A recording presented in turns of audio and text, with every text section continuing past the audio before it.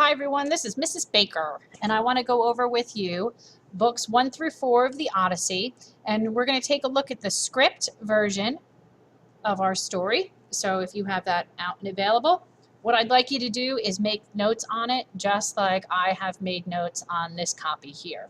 So first off, we read this in class. The Odyssey opens up with the Council of the Gods. Now, the things that we want to look for are the themes in this story. We have the theme of hospitality. We have a theme of responsibility, respect for one's elders, and the king and the gods, as well as the theme of growing up and becoming a man. Now, we're going to see how the characters interact with each other, how Athena tries to spur and inspire Telemachus.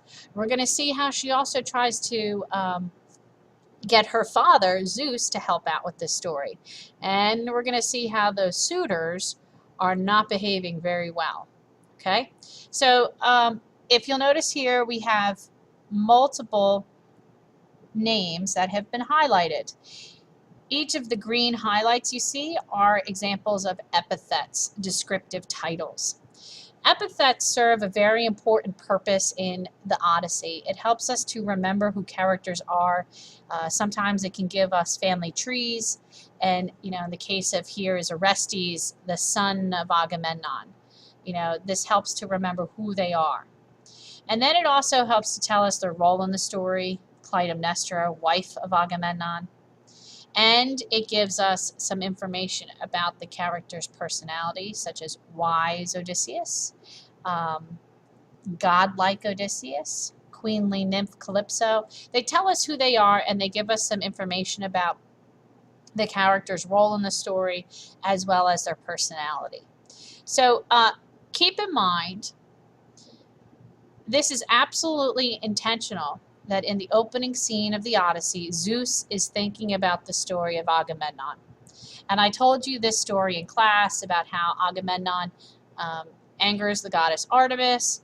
He has to appease her just before the Trojan War by sacrificing his daughter Iphigenia. Remember, kill Iphie in a jiffy. And then later on, when he returns home from war, his wife Clytemnestra murders him.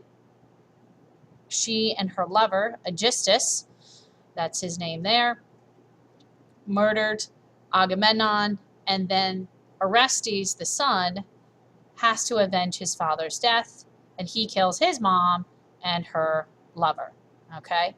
And despite the fact that Orestes had to kill his mom, he is still honorable for avenging his father's murder. And this is really important. Because this story serves as a foreshadow of what potentially could happen to Odysseus. Agamemnon was only gone for 10 years. Odysseus will be gone for 19, 20 when he finally walks in the door. What will his wife, his son, and the people of Ithaca do when he finally gets home? Will they welcome him with open arms? Or will they kill him like they did Agamemnon? Now, Athena wants to make sure, though, that Odysseus will not end up like Agamemnon. And so she's doing everything within her power to help him out. She pleads to Zeus, asking him for help. And Zeus reveals to us that the reason why Odysseus isn't home yet, because Odysseus angered his brother Poseidon, blinding his cycloptic son Polyphemus. We get to hear about this story from Odysseus' point of view later on. Now, what's interesting is his opening lines from Zeus. Why do the mortals blame the gods for everything that goes wrong? We gods are not to blame. The mortals make more misery for themselves by being reckless. This is that theme of responsibility. Who brings misery upon themselves? Is it the gods doling it and dishing it out to the characters, or is it the humans being reckless, bring it upon themselves? And that's what Zeus is saying. It's this theme of responsibility, that not everything is the fault of the gods. As in the case of Odysseus, it is not Zeus's fault that he's not home. It's Odysseus's fault because he did something wrong and angered Poseidon. Aegisthus, It's not the fault of the gods that Aegisthus and Agamemnon and Clytemnestra are all dead. No, they were warned, but Aegisthus didn't listen to the warning that the gods had given him. So this is also really important, that theme of responsibility and respect. It's about listening to the gods as well. Okay, make sure you've got all these epithets here. And you'll notice too that we know where Odysseus is right now, being held captive by the queenly nymph Calypso. Calypso is a lesser goddess, and Odysseus is held captive on her island, but you'd have to ask yourself, how horrible would it be to be held captive by a hot goddess? Can't be all that bad. I don't know. When we meet Odysseus in book 5, we'll find out what he thinks of being held captive by Calypso. Okay, so again, we have more epithets. Make sure you have them. Please make sure you've underlined Poseidon is still angry with Odysseus for blinding his son. That's important. And then we have Athena taking action and heading to Ithaca to go meet with Telemachus. Now, she arrives in disguise, and here you have this theme of hospitality. We have the first step is welcoming the stranger, letting them come in, giving them something to eat, and then when they have rested, then you can talk about business. And again, you don't know who's at your door. It could be a beggar, it could be a poor person, but it could also be a king who needs help. It could also be a god in disguise who is testing you. So here, Telemachus shows that he is good. He welcomes Athena hospitably, and this is in direct contrast with the suitors who are eating and running around, laughing and drinking and singing. Now, the suitors are allowed to be there because of this theme of hospitality, but the problem is in the way that the suitors are acting. They are overstepping their bounds. They really should not be carrying on the way that they are. But think about this. The suitors have not grown up with fathers. They have had no one to tell them how to behave properly. Yeah, they've had their mom and their grandparents around with them, but they don't really have anyone around that's really enforcing the rules. And Telemachus seems to have the potential to become a good man, but again, he also doesn't know what to do, and he's sitting in the corner whining, and wishing that the gods, or wishing that Odysseus would come home. He doesn't know how to solve his own problems because he doesn't have the maturity. So why are the suitors able to run around like this, and why don't they know the rules? Well, when Odysseus went off to war, he would have taken all the able-bodied men with him. So pretty much anyone in the range of, say, 15 years old to like 35 years old. That whole age group of people went off to war with Odysseus, and then they didn't come back. So then you have all those kids that were left behind, those young children, and then their old parents, as well as the women, are left behind. And no one's there to enforce the rules for them because they haven't had that authoritative father figure in their lives. Yeah? It's really interesting to take a look at.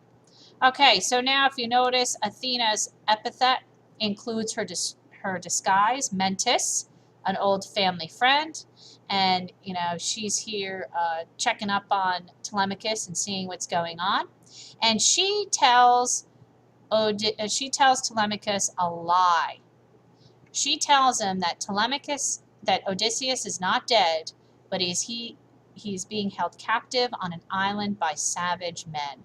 We know where Odysseus is right now, on that island with the hot goddess Calypso. But if Telemachus finds this out, think about the reaction that he will have. He most likely will be angry. Oh yeah, sure, Dad, you really want to come home when you're on an island with a hot goddess. Whatever. And Athena, again, wants to make sure that Odysseus will be welcomed by his son and his wife and not end up like Agamemnon. So she's going to do everything in her power to make sure that Telemachus identifies with Odysseus and won't feel so bad when he does come in the door. So here she gives him a set of instructions. and she wants to make sure that he will follow her orders. Call an assembly, ask for help. If they won't help you, then get a ship, go to Pylos and Sparta, speak to Nestor and Menelaus. They may have more news of your father. Now, she doesn't want Telemachus to get in a boat and go sail around the Mediterranean Sea and go find Odysseus. She doesn't want that at all. She wants him to learn from role models. And she also wants him to get information about Odysseus. So she sends him to two great kings, Nestor and Menelaus, who will hopefully identify him as Odysseus' son, show him how to behave appropriately as a father and a king, and give Telemachus some notion of what it's supposed to be like to be a ruler, because someday in the future he will become the next king of Ithaca, whether or not Odysseus returns home. So she says to Telemachus, if you find out that your father's alive, wait another year. That's it, for him to come home, because Athena's pretty certain that within a year Odysseus will walk in the door. But if he finds out that he's dead, have a funeral for him, make your mother choose a new husband, and move on and become king, because you can no longer cling to your childhood. And she gives him this reminder of Orestes, who is glorious because he solved his own problems and avenged his father's death. Now again, Telemachus, being a good, really trying to be a good person, follows her directions and will try to work it out.